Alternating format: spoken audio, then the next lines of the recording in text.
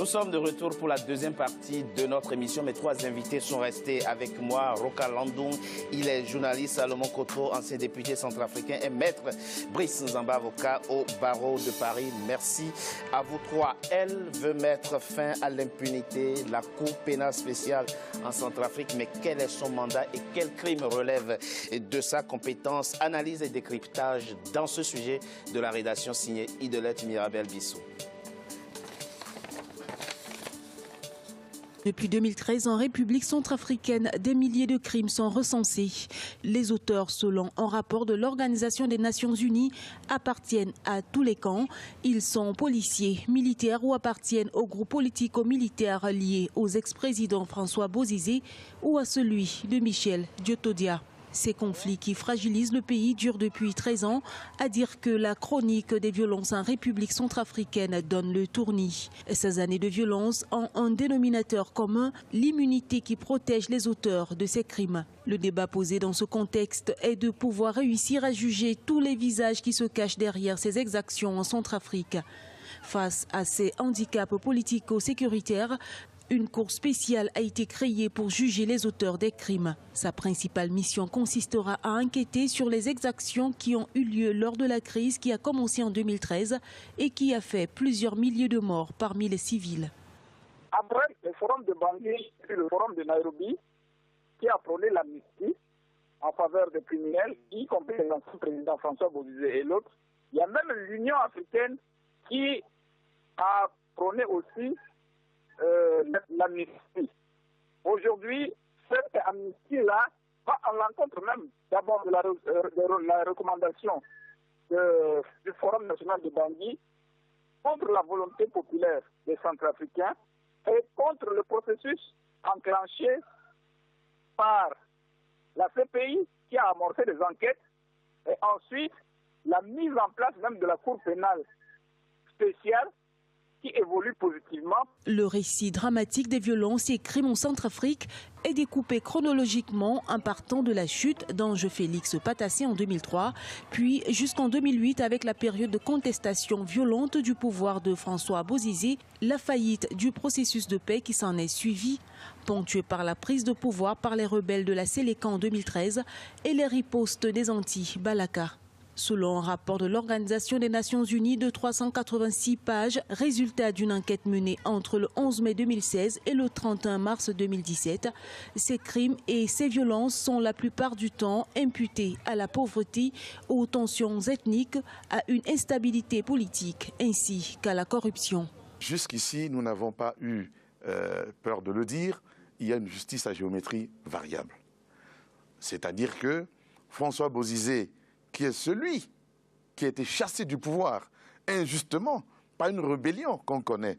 On connaît les ressorts de cette rébellion, notamment à la tête se trouvait Michel Diotodia, qui n'est pas inquiété, qui vit en exil au Bénin aujourd'hui. Il y a Noureddine Adam, c'est vrai, contre lui il y a des sanctions onusiennes, mais qui circule au vu au-dessus de tout le monde. La crise politique et socio-sécuritaire qui a marqué la République centrafricaine ces dernières années est une crise émaillée de violences sur fond de faillite de l'État, d'économie, de la débrouille et de profonds clivages entre groupes socio-ethniques. Les handicaps politico-sécuritaires qui vont d'un gouvernement en autre en Centrafrique sont notamment liés aux poches de résistance observées dans le pays et au retard observé dans le jugement des auteurs présumés de crimes de guerre et de crimes contre l'humanité. Aujourd'hui, le pays est globalement divisé en deux, le sud et l'ouest aux mains des anti-Balaka, tandis que la Séléka contrôle la plupart des régions de l'est et du nord du pays. Salomon Kotro, parlons d'abord de la compétence de la Cour spéciale qui vient d'être installée dans votre pays. L'article 3 de la section 2, évoquant justement, parlant des crimes qui relèvent de sa compétence, dit ceci, je cite, « La Cour spéciale est compétente pour enquêter, instruire et juger les violations graves des droits humains et les violations graves du droit international humanitaire commis sur le territoire de la République centrafricaine depuis le 1er janvier 2003, tel que défini par le Code pénal centrafricain et en vertu des obligations internationales contractées par la République centrafricaine en matière de droits internationaux, notamment le crime de génocide, les crimes contre l'humanité et les crimes de guerre, objet des enquêtes de la Cour. C'est pas clair, ça? Non, mais je pense qu'il y a toute une litanie toute une litanie de... Si je suis procureur, on me donne ça, je ne sais pas. Toute une litanie des exactions qui ont été commises en Centrafrique. Oui. Et, quand est-ce qu'une infraction est grave? Quand est-ce que, comment dire, on dit une violation est grave? Une violation est grave, c'est lorsque une violation est décrite et détaillée par la loi, et les crimes de masse, les crimes, les génocides. Et c'est le cas, justement, de la République centrafricaine. Et donc, c'est dans ce cadre-là, justement, les destructions des biens et autres font partie de tout ça. Et donc, c'est dans ce cadre-là que cette cour a été mise en place. Mais le problème qui se pose, le problème c'est quoi? Ce n'est pas seulement la personnalité ou la qualité des fonctionnaires qui vont faire fonctionner cette cour. Mais il faudrait d'abord qu'il y ait la volonté, on revient encore sur ça. Parce qu'un procureur, même s'il décerne un mandat, même s'il a la volonté au bout de ses enquêtes, et que la présomption d'innocence, on est encore dans la présomption d'innocence, et que la culpabilité des uns et des autres soit établie, mais il faudrait qu'il y ait une force derrière. Parce que mais c'est pour ça que je vous demandais justement dans la première partie, sur quelle force comptez-vous vous appuyer? Vous m'avez parlé de la MINUSCA. Justement, je vous ai répondu une force derrière, et cette force-là, aujourd'hui, le gouvernement a fait des efforts à travers l'appui de la communauté internationale. Ils sont en train de former 250 gendarmes et 250 policiers qui seront les forces de défense. Ils auront appuyé aussi la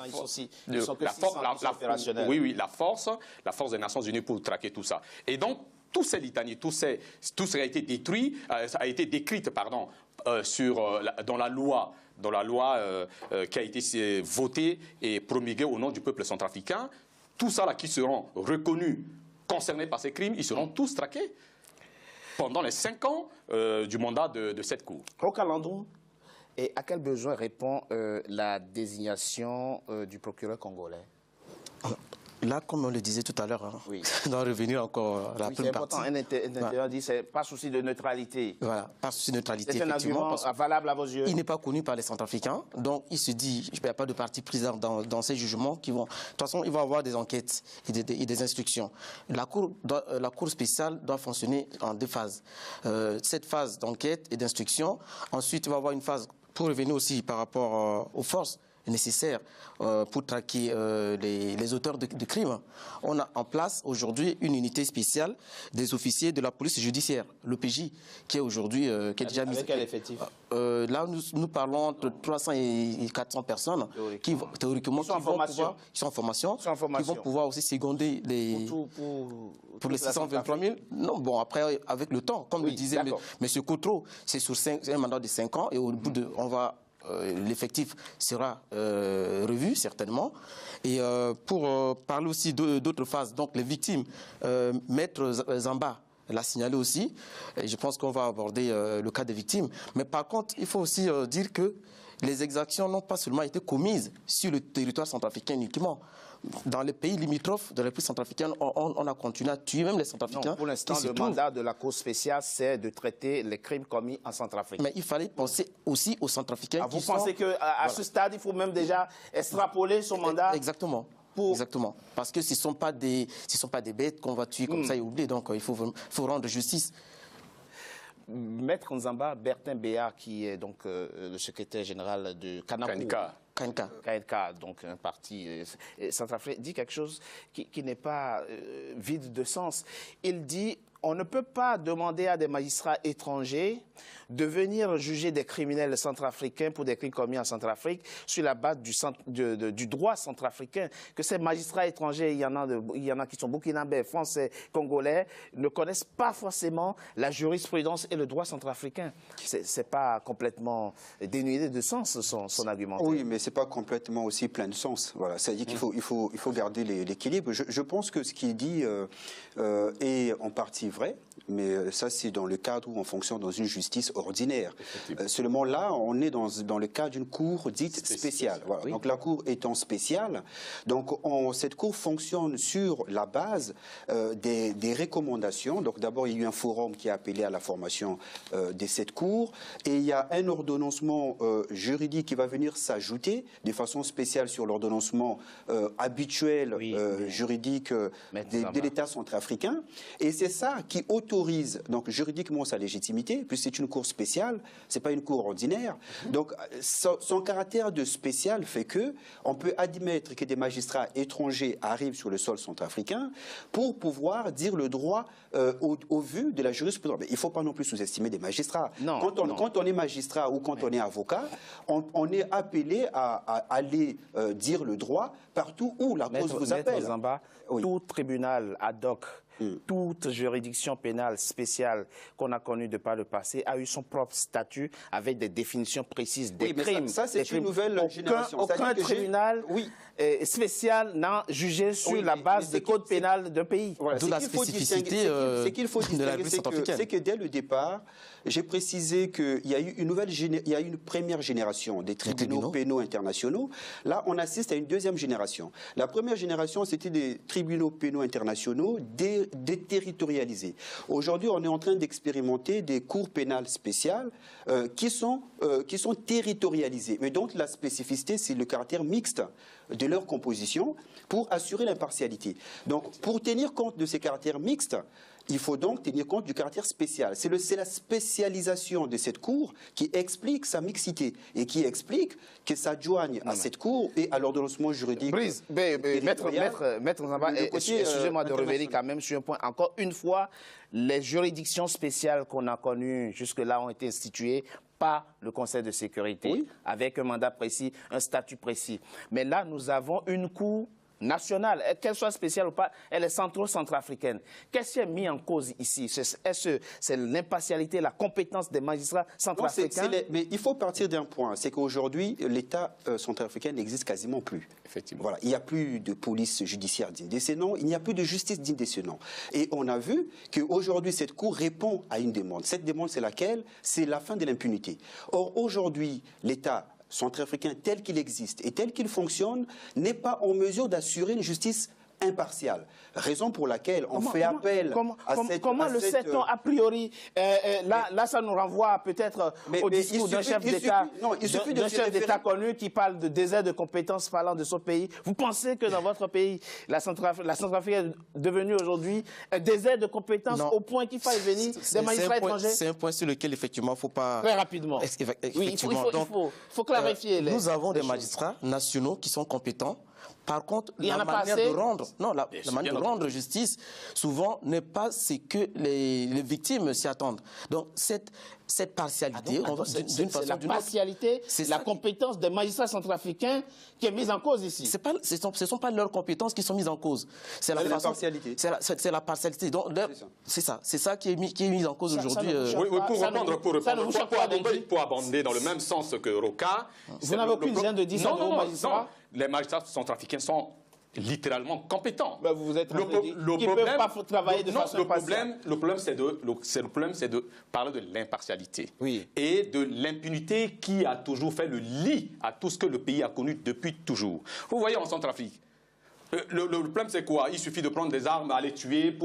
C'est devenu comme du jeu. Attendez, jouer avec l'État. Vous avez été rapporteur général de la commission des lois quand vous étiez député. Vous savez que dans votre pays, la Centrafrique, comme dans tous les pays, les magistrats prêtent serment. Effectivement, nul ne met en doute. Vous remettez ici en cause et en doute. Nul ne met en doute la compétence des magistrats centrafricains. Comme le serment de travailler de façon impartiale. Ils ont prêté serment au nom du peuple centrafricain de rendre la justice de façon impartiale. Oui, tout à fait, de rendre il faut dire pourquoi les procureurs n'ont pas fait le travail. La Cour spéciale, c'est le mot spécial qui fait la différence entre les tribunaux ordinaires. Pour qu'il y ait vraiment l'impartialité dans le jugement de la prise de décision, la communauté internationale avec la volonté du peuple centrafricain, à travers le forum qui avait une suprématie. Ils n'avaient pas mandat, ils n'ont pas de mandat. Non, mais bien entendu. Politique, mais avec la volonté. C'est toujours politique.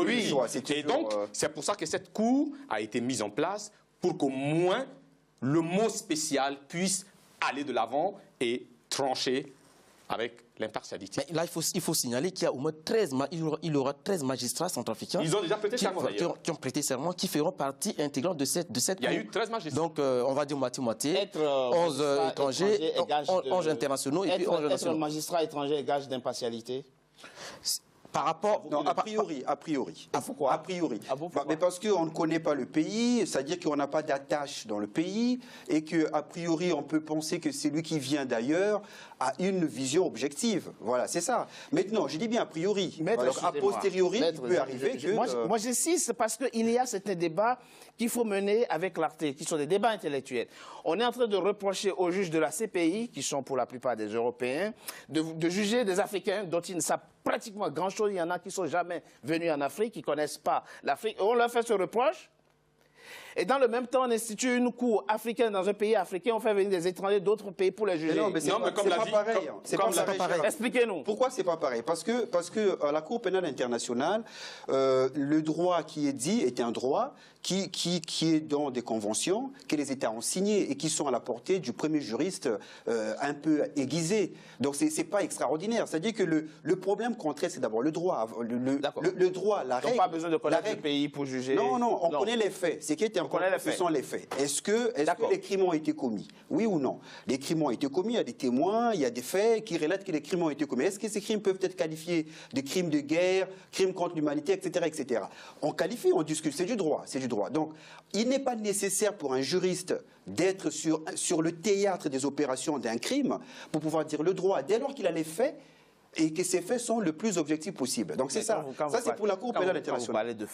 Quand vous parlez de faits, vous parlez des éléments de l'enquête, vous parlez des faits. Les procès-verbaux,